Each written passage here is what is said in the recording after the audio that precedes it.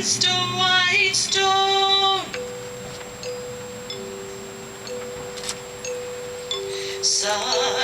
Such a yellow is carried lightly way up high.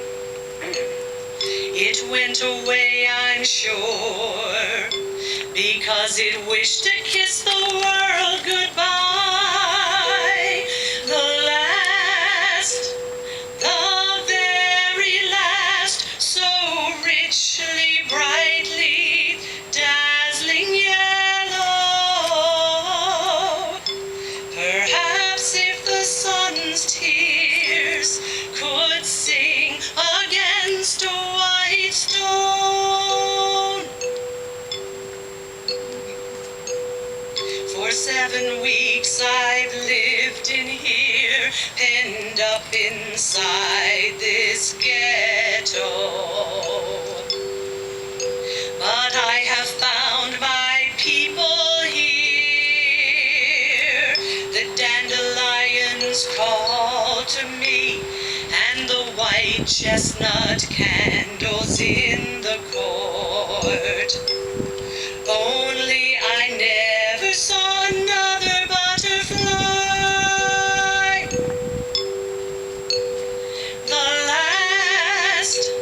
The very last, so richly, brightly, dazzling yellow.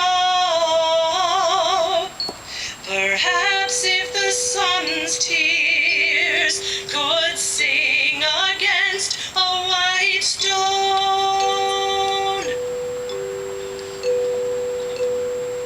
That butterfly was the last one. Butterflies don't live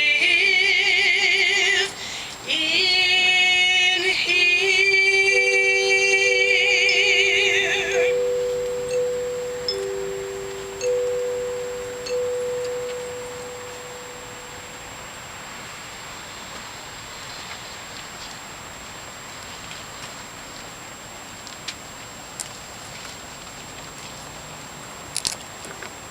In the early 1940s, the Louisiana maneuvers were held right here in Alexandria in central Louisiana. At the height of their preparation, more than 500,000 troops marched up the same street that we walked this afternoon.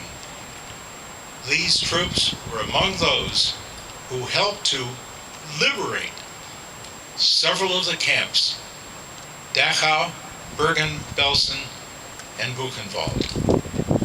I'd like to invite to join me Captain Richard Moran, retired, of the Louisiana National Guard, Director of the Louisiana Maneuvers and Military Museum at Camp Beauregard.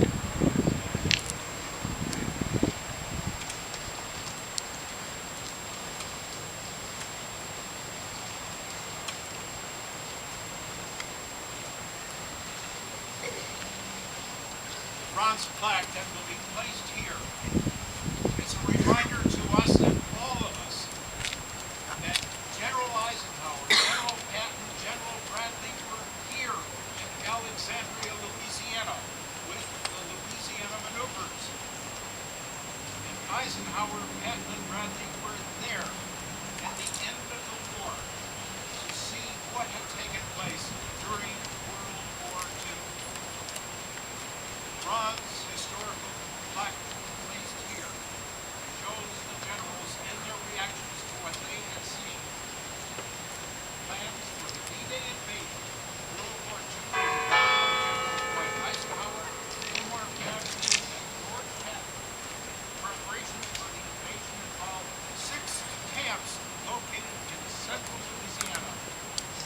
This resulted in the eventual defeat of the Nazi regime in Germany with training of the concentration camps. When General Eisenhower saw what he saw, this is what he wrote. The things I saw beggar description, the visual evidence, and the verbal testimony occupation, cruelty, bestiality were so overpowering as to leave me a bit sick. I made the visit deliberate in order to be in a position to give first-hand evidence of these things, if ever in the future there develops a tendency to charge these allegations merely to propaganda.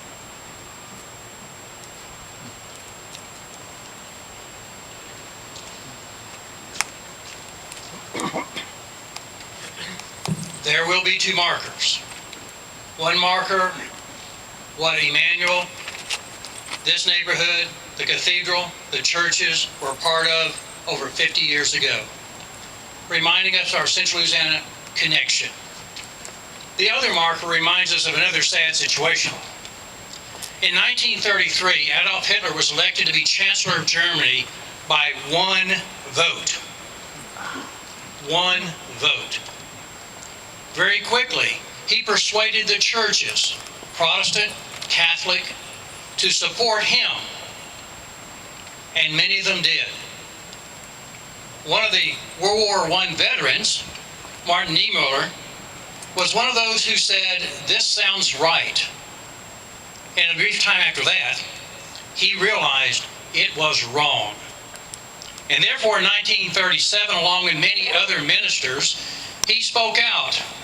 He was in opposition of the tragedies and the atrocities that were beginning to happen, not only to the Jewish people, but to all who disagreed with Hitler.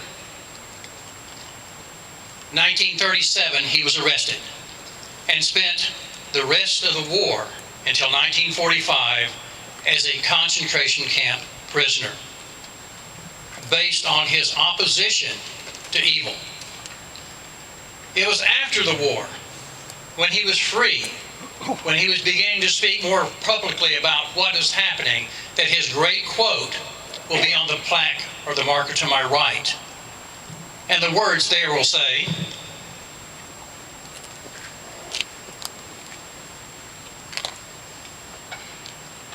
"We will never forget. First they came for the socialists, and I did not speak out because I was not a socialist. Then they came for the trade unionists, and I did not speak out because I was not a trade unionist. And then they came for the Jews, and I did not speak out because I was not a Jew. And then they came for me, and there was no one left to speak for me." Let us learn.